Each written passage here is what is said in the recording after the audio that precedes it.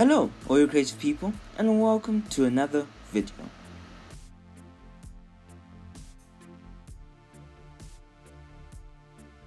On this video, I'm going to be talking about some incredible news.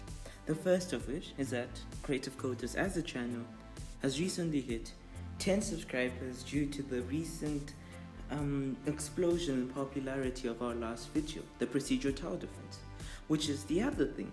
The Procedural Tower Defense has been confirmed to get another 5 episodes at least, which means another season of this, which is going to be super fun because I have tons of time to burn and waste creating a Procedural Tower Defense game that can rival Bloons TD6, which we'll probably never do, but we can still dream.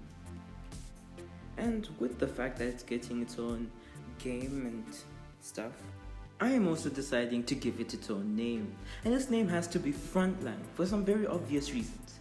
Reason number one, Frontline does not describe the game at all, so when people on itch.io and they search Frontline, then they install it, then they play it, they're like, wait a second, this isn't what I think Frontline would be like. I think Frontline would be an FPS shooter game similar to Battlefield, except, good, not similar to Battlefield because Battlefield's bad and I don't create bad games.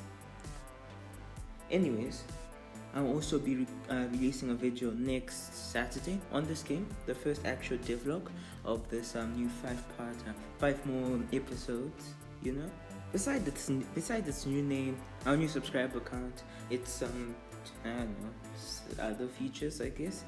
We also have to talk about how the video's absolutely blown up. It has gotten 77 views as of the time of recording, which is more than double what my previous video got, and is way more, a couple views more, than my second most popular video, previously my first. And that's crazy. A video in 3 days surpassing a video that's been out for months in a matter of in a matter of 4 days and 1 hour. That video did incredibly well, which is the reason why it got renewed in the first place, because if any Creative Coding Challenges video gets really a high amount of views, gets us a ton of subs, does such, I'll probably turn it into its own individual game, at least 5 episodes more, if it's a good enough idea to get 5 more episodes. If it's not, maybe just an extra episode or 2 explaining the extra different features I'm adding and such topics like that. But the majority of game genres can have way more than 5 extra videos. I would also like to apologize for some certain issues that happened in the previous Procedural Tower Defense videos. The main one being the volume sound being way too low, and that should be an issue that's fixed. Some people may have noticed that the audio recording is better on this video. Maybe it's not, I don't know. People come up with their own opinions and such. Besides all that, after the Procedural Tower Defense video, the third one, or the Frontline video on on Saturday, the next Saturday after that, I'll be releasing a movement devlog, because movement is kind of the basis of this entire channel, and I've been neglecting it, just like how EA and Respawn Entertainment have been neglecting Titanfall. Like, come on, get us a Titanfall 3. Like, it's not that hard.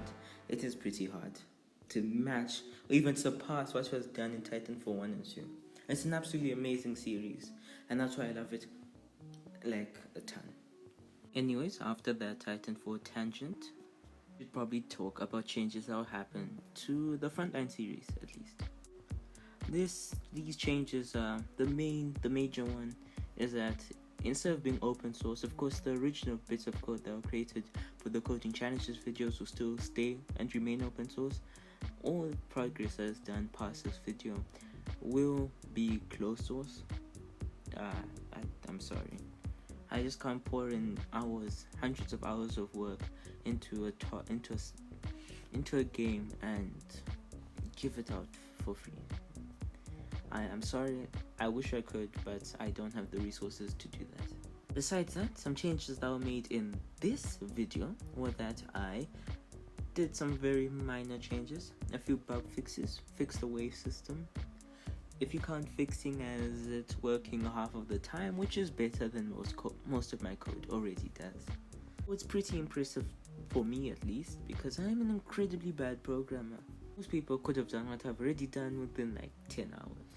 But by the time I'm releasing this video, the closed source version of this game will probably be on itch.io, and I'll link that. It has a whole score system, it has all of that.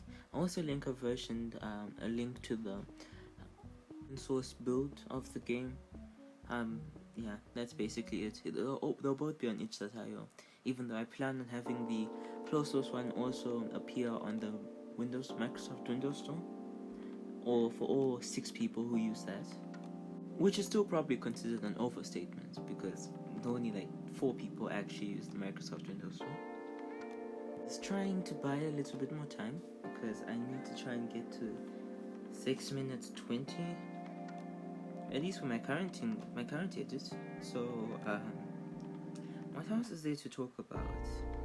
Yeah, there's this new currency system I've been working on.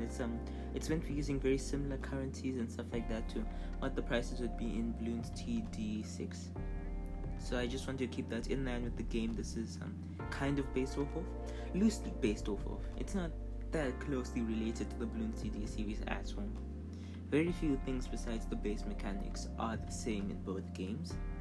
I have more than surpassed my expectations of 6 minutes 20, so I think that's a good place to end this. Please share, like this video, share and like the other video, comment, do whatever you want to do. To be honest with you, you can dislike it if you hated it, you can like it if you absolutely adored it, you can do whatever you want.